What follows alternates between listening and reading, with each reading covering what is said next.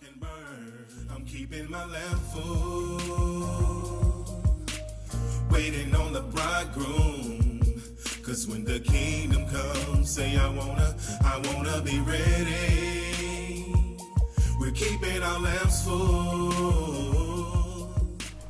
Welcome back to Lamp Oil Stock, a channel where we look at different issues from an Israelite perspective. And we want to welcome you guys back to our continuing series, the Red Letter Bible series, part number 12. Hopefully you've gone back and checked out the other ones. But we are now in Matthew chapter 6. Verses 1 through 8. Right? Right. Okay, you got them for us? No, because I just clicked off to make sure we were on verse number 12. We are on part number 12. Are you? Okay, I'm going to trust you on that. Anyway, don't forget to like and subscribe. Hit the bell if you're on YouTube. If you're not, pretend. Just join us on Facebook or any of the myriad of other channels we happen to be on. And check us out. Leave us a message or a comment. Please feel free to do that. You said we were going to do it, then you said we're not going to do it. We're going to do it. I love an intro. Start over. We're not starting over. This is it. This is the one. We're doing it. We're making it happen. So, Matthew chapter 6, verse 1 through 8. Do you have them for us? Okay. Verse 1.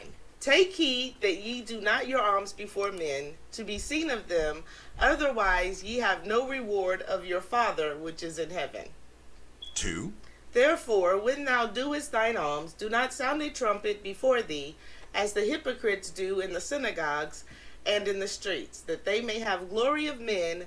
Verily I say unto you, they have their reward. 3. But when thou doest alms, let not thy left hand know what thy right hand doeth.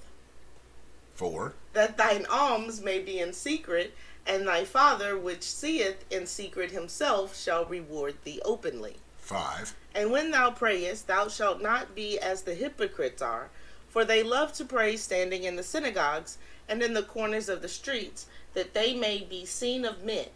Verily I say unto you, they have their reward. 6.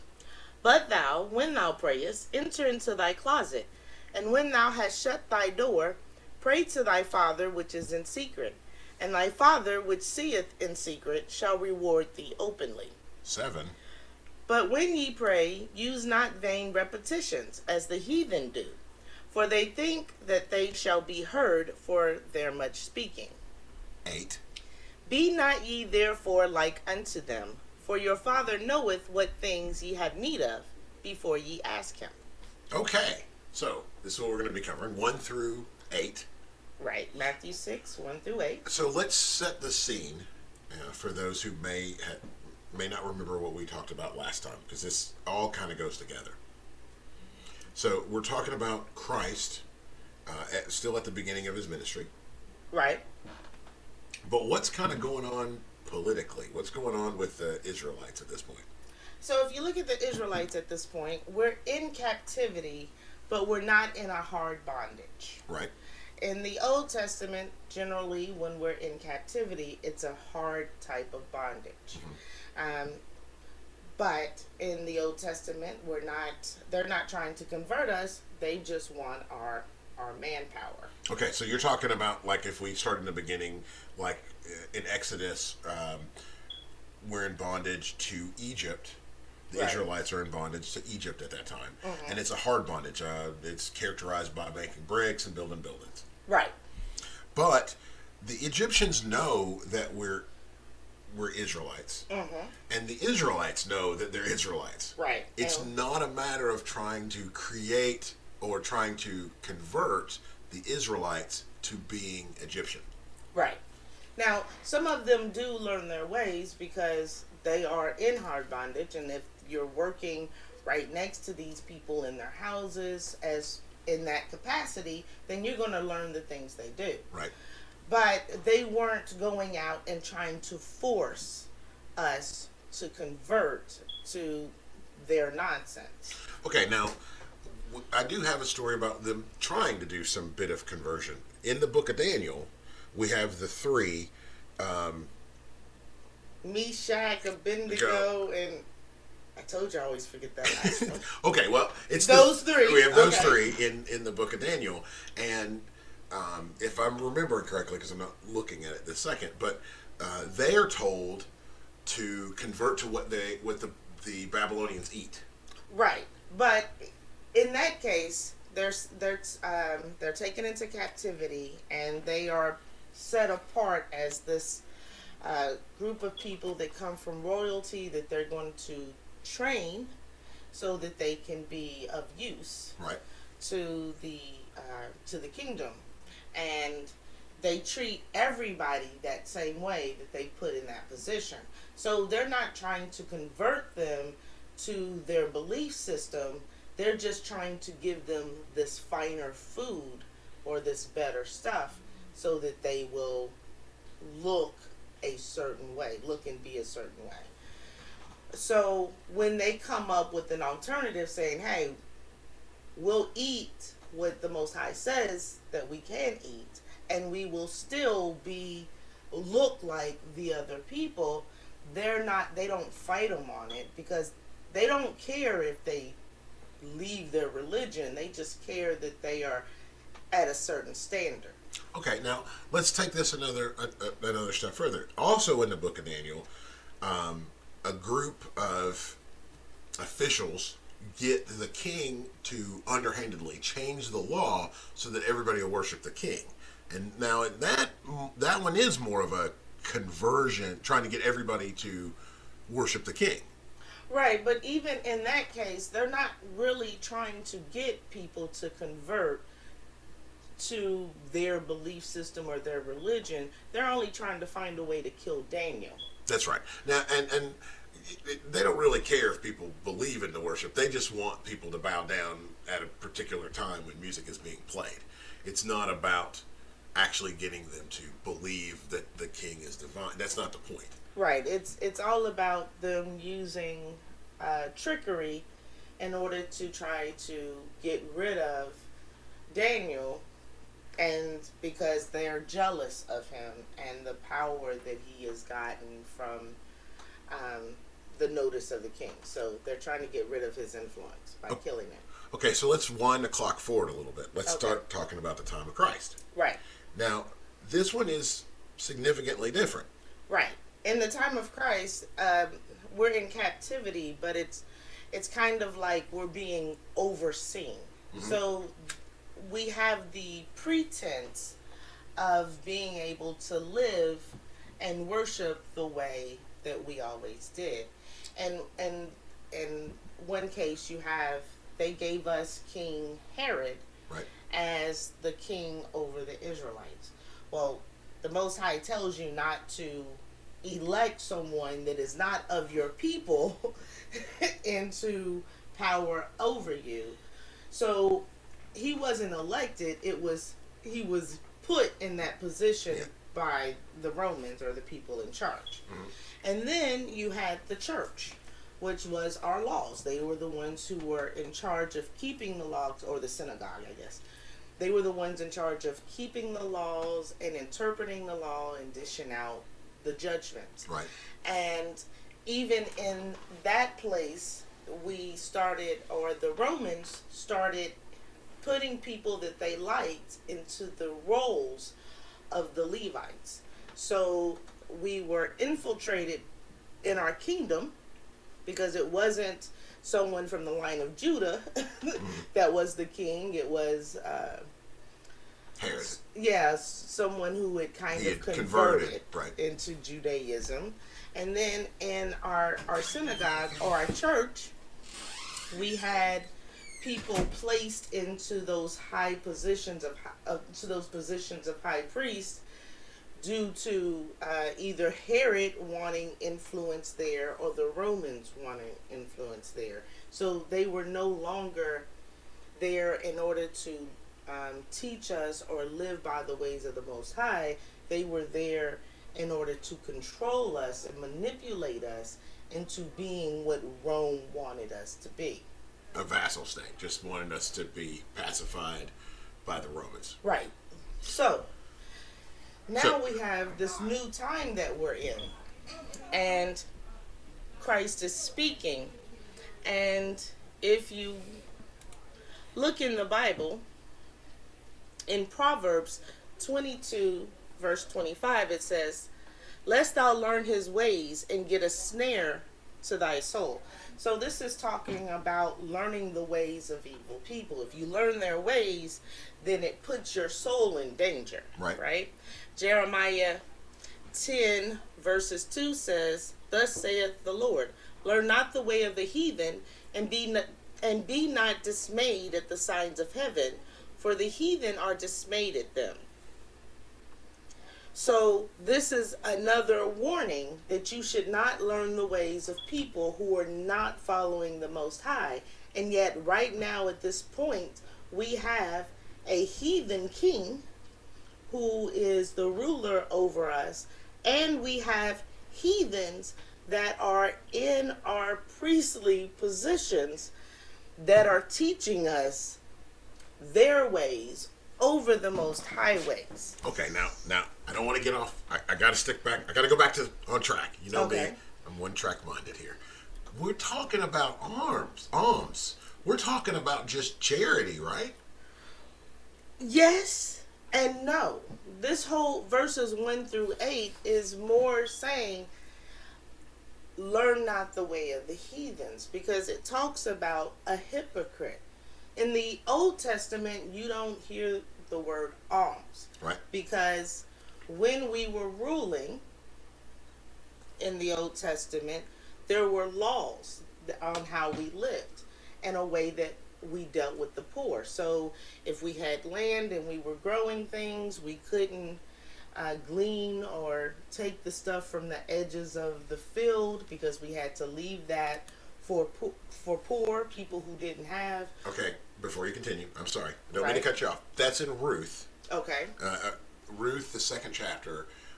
If you remember the story, Ruth had married an Israelite. He had died, and she is with his mother. They come back to Judea. They don't have anything of their own. They have no means of income at this point, and they're able to eat by gleaning from the fields, from the edges of the fields. And that law is in Leviticus 19 that tells a farmer to leave the corners of the field, and then the story about it is in Ruth. Right, so even if you look at Ruth, they left where they were and they came back to the land. Well, they had a place to go because God divided up the land again to the 12 tribes, and every family owned land, and that land was theirs forever. It wasn't something that could be taken from them. So even if you weren't there, it was still yours. Mm-hmm. So you could come back to it. Now, that's when we were not in captivity. Now, when we are in captivity, everybody is on the same level, and everybody is being taken care of fully by the ruling power. So we don't have anything to give to other people. We're all suffering together. So everybody's poor at that point. Now, and that's also the same way it was when we were in the wilderness. We were all at the same economic level at that point. And we're that way for a long time. I mean, yes, there were kings. Later on, there were kings and judges and those type of things. But generally, most people were at the same sort of farming existence sort of level. Right. So when we came out, we had a lot of stuff. But again, nobody needed to deal with the poor because we were all at the same place. Now, if you look at the Old Testament, there were times where, because there are laws, there's a law against being naked. So if there happened to be a time where an Israelite was without clothing, then of course another Israelite would give them clothing, because it would be a sin for somebody to be walking around naked. And it would also be a sin for you to be looking at somebody walking around naked. So Now, see, that reminds me of the part with Noah and his son. Okay, yeah. Where he's drunk and his son comes in and sees him, and that becomes a whole thing. And it also reminds me of something else. In the Septuagint, I can't say the word. Yeah. Or, yeah. Yeah, in the Septuagint, there is a story about Abraham, who builds a place for travelers. So as they're walking, he gives them food, gives them clothing, whatever they may happen to need, and also shares with and also explains the Most High to them. Yeah, those who stop, he explains, but he just has a place where people coming through can stop and get food and nourishment, water, whatever they need as they travel, because this is the way of the Most High.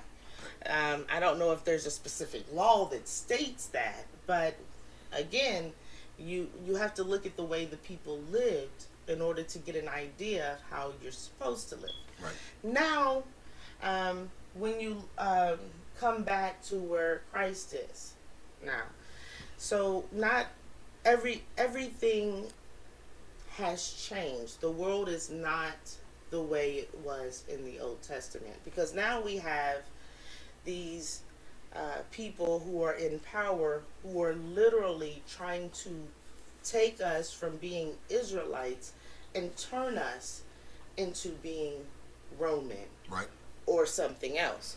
So he starts off in Matthew chapter 6. It says, "Take heed that ye do not your alms before men, to be seen of them, otherwise ye have no reward of your Father which is in heaven. Therefore, when thou doest thine alms, do not sound the trumpet before thee, as the hypocrites do in the synagogues and in the streets, that they may have the glory of men. Verily I say unto you, they have their reward."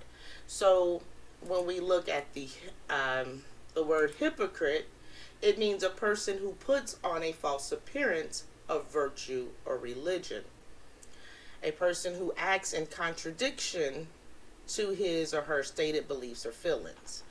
So this is talking about people who are pretending to be godly or worshiping the Most High or living in righteousness.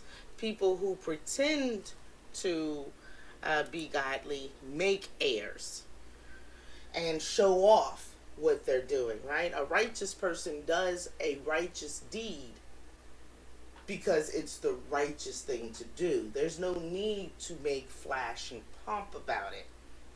However, when people are pretending to be righteous, they're doing it so that they can gain something from it, either a monetary reward or a elevation in status or some sort of trust, right? If you look at Bill Gates, he is a huge humanitarian, right? And they give out these awards today for humanitarianism. But generally, if you look into what these people are doing, it is kind of to hide and cover up all the evil that they are doing. So people won't see the evil. They'll look at all of the so-called good. So I didn't live back then. I'm going to be honest with you. I'm not that old. My children think so, but I'm not. So I can't say for sure that this is the way they were acting, but I can reason that if they're doing it today, when we're in this captivity where they've been trying to convert us still, then they were doing the same thing then. So if we go back to it, this is Christ talking about the new type of world that Satan has invented around us, and how we should not be trying to live and do as they do. How we should not be trying to learn their ways in order to get a come up. Right. So and the point I want to make with this is more than just a charity event. And I know that is primarily the focus when people think about chapter 6 in Matthew. Oh, well, God says, or Christ says, give to the poor. Right. But although that is true, that is true, you're missing the second half of the lines. It's not just about giving to the poor. It is about why you're giving. Right. And it's about what you're doing, not the fact that you're doing it. It's about why you're doing it, and it's also about love. We're supposed to love our neighbor as ourselves. So if I am hungry, I'm going to try to get myself food. I'm going to try to eat. So if I love my neighbor as myself and I see that my neighbor is hungry, then what I should be doing is trying to get them food and see that they can eat. That is loving my neighbor. It's also telling them the laws and showing them how to live those laws. That is also loving my neighbor. It's a two-part thing. See, I looked up alms itself, the actual word alms, because it does not appear in the Old Testament. Okay. As you go through, I was not able to find it anywhere in the Old Testament at all. It doesn't appear until we get to Matthew, the physical word alms. Right. But it does. I was able to find several folks who broke down the word different ways and talked about it. One of the things is the translation for the word alms is in the Septuagint as well, and that translation does appear in the Old Testament, but it carries a completely different context. So that alms is one of the greatest deeds a person could do, along with prayer and repentance in admonition of bad acts. So a person... Admonition. Okay. Sorry, trying to get my words right. So a person, an individual has committed a sin and knows that they have done this. They would pray about it, repent about it, and then do something for other people to help admonition. What's the word? They would do kind acts also. Okay, you want to know what the word is? Yeah. It's right here. It's that word. Ameliorating. Oh. Woo! Couldn't get the word out. It's okay. It's okay. But it was the idea of giving is more than just there is someone who is poor. I am going to give something to them, and that's part of the this is part of the point that we're bringing up. You're trying to say, oh, you're going to look it up, right? So that we can get that word and understand what it means. Ameliorate, make better. That's it? That's it? Oh, well, then why didn't we just say make better? Or make something bad or unsatisfactory better. To reform. Okay, sorry, go ahead. But see how this goes together with this particular concept? It's not just, I have a lot of stuff, so I give some stuff. It's not just that.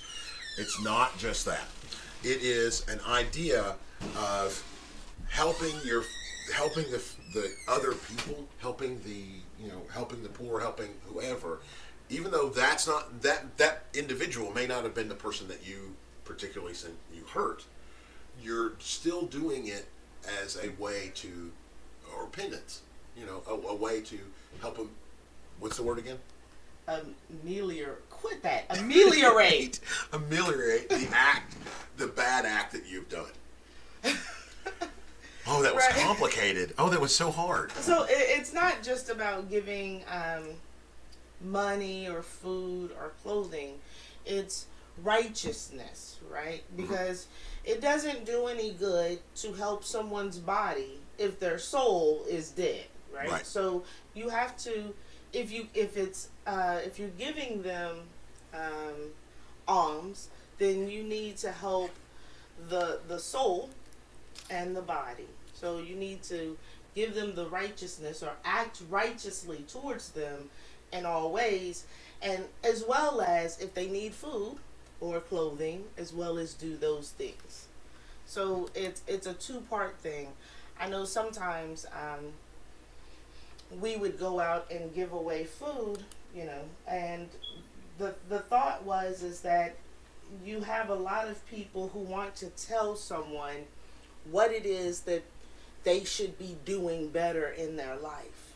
But you have to feed the body in order for the spirit to get some understanding. If the body is starving, then the spirit is not paying attention. It's hard to get to the spirit if they're dealing with the physical issue. Right. So you have to feed the body and the spirit. They have to go hand in hand. And if you look at the miracle with the breads of the loaves of bread and the fish. Breads and fish, yeah. Yeah, that Christ did, it was showing that both things need to be cared for in unison. And not like that hypocrite who, hey, I need $5 so I can run down the street. And they're like, well, if you had a job. Yeah, if I had a job, I wouldn't be talking to your ass. If you went back to school. And even then, they're not giving you anything for righteousness. They're giving you worldly stuff. They're trying to teach you how to be a part of the world. Right. Okay, so that's really the first 4 or 5 lines. But let's talk about the second half. Okay, that's the first 4 lines-ish. Well, No, they go together. Right, well, if you look at verse 4, it says, that thine alms may be in secret, and thy Father which seeth in secret himself shall reward thee openly. Well, if you go back to the Old Testament, what you see when you look up secret is that there are 2 types of secret. There is the secret that the evil people are doing. Right. They try to do things in secret, right? To hide them from the eyes of the Most High. And the Most High is like, I see everything that you're doing. You can't hide from me. But they do these things in secret because people can't see them, and they try to use trickery and deceitfulness. But you also see God in the Old Testament and him being in a secret place. And again, that is 2 different things when you're in that secret place for God. Because generally in the Old Testament, it seems that when we're talking about God and a secret place, is that the world and the people that are around are evil. And so we're going to that secret place to commune with the Most High because we're trying to stay and we're keeping on the right path. And we know that if you were being righteous and you were being good, evil people hate you and they attack you and they come after you.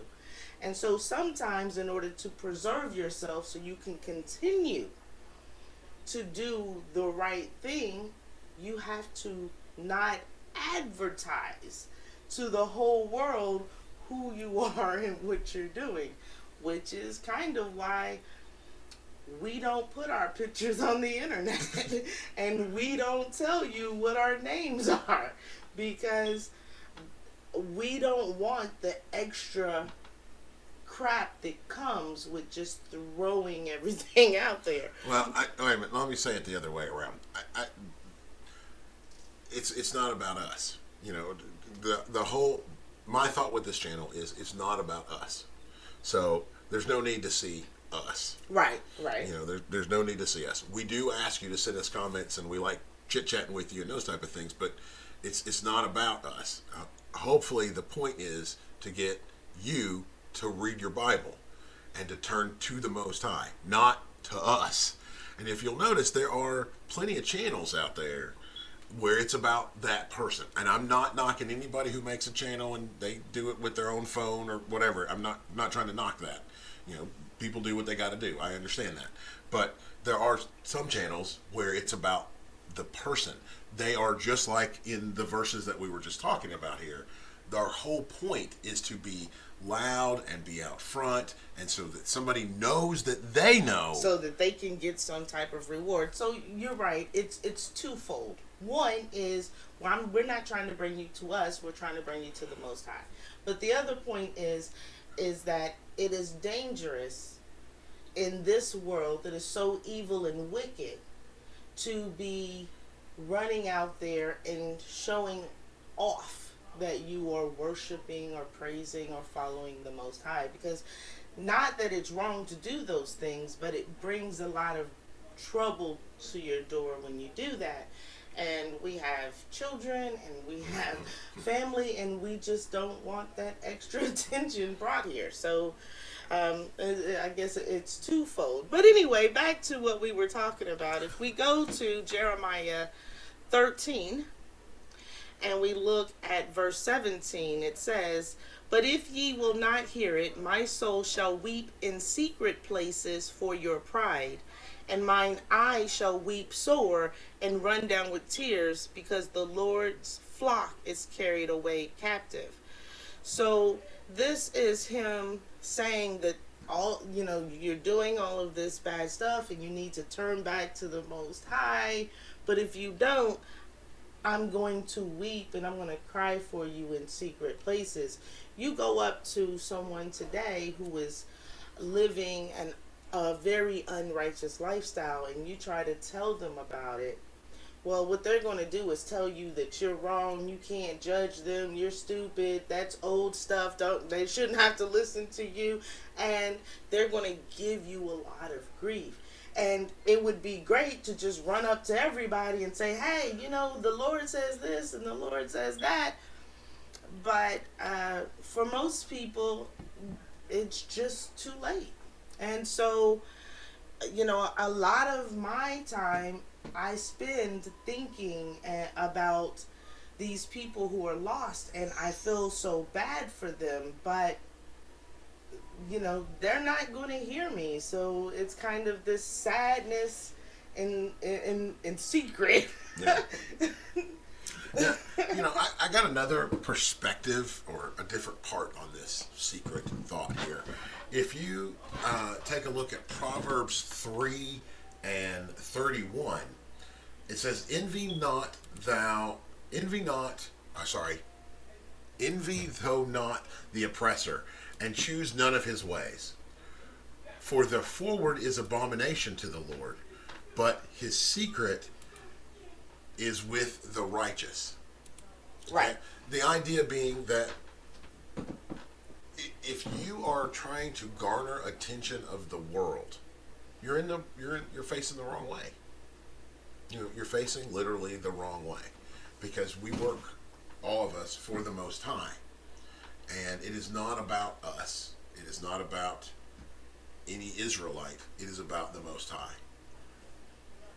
So, getting back to these verses, you should be helping the poor and the needy as much as you can, as righteousness dictates, both spiritually and physically. Because if you have much, then the Most High gave it to you to help his people.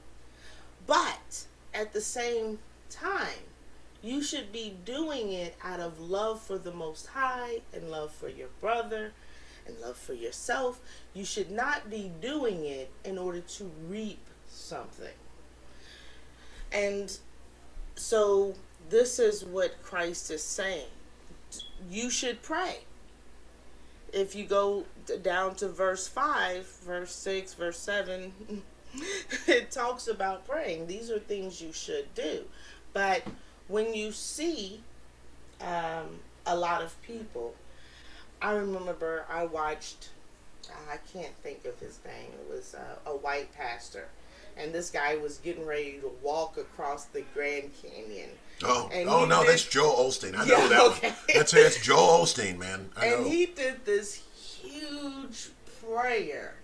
And I was like, oh my gosh, is he going to shut up?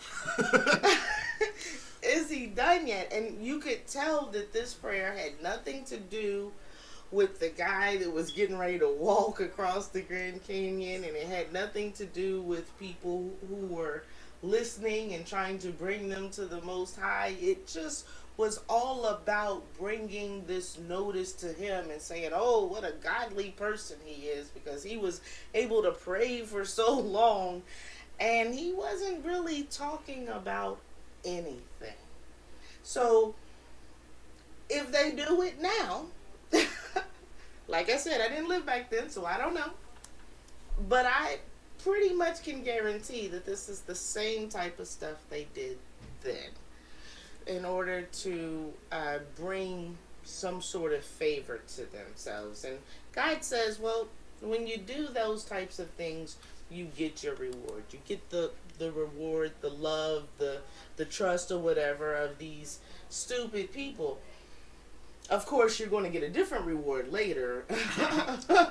From the Most High, yeah. From the Most High, which is a lot more aggressive, but not one that you want, but you get your reward now. So this is all talking about, yes, these are things you should do, but don't get confused and think that you should do these things the way evil people do when they're worshiping their other gods in idolatry, right? Because your God knows you. He is there with you. He knows everything about you. If you are hungry, he knows it. If you were sad, he knows it. If you're hurt, he knows it. So you don't have to act like they do.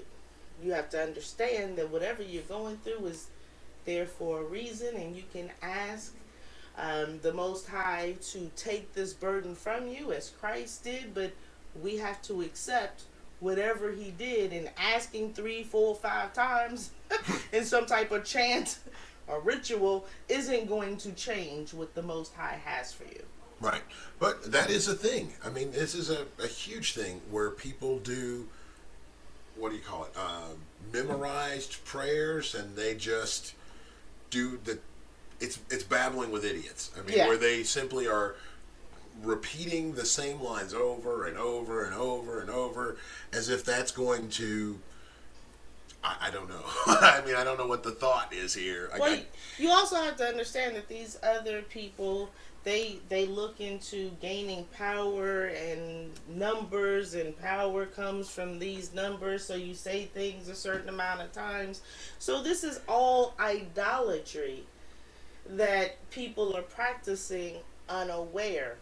But that's what happens when you start looking to the heathen as a guide for what you should be doing for your Father. Right. Well, thank you all so very much for taking the time out today to check out the words of Christ with us. Hopefully, everybody got an opportunity to gain a little something from what we talked about. If you could, tell us what you think. Maybe you're looking at this a different way. Let us know. Let's talk about it. Leave it in the comments. Let us know those type of things. Give us an upvote or Dislike. Do they do dislikes? Well, they can. People can do dislikes. Right, angry faces. Angry faces. If you're on Facebook, you can do angry faces. If you're on YouTube, you can do downvotes. Okay. You know, so please give us, let us know what you think about what we're talking about today. Do you have anything else? Kwam Yasharala. Bye. I'll hate to be them on Judgment Day.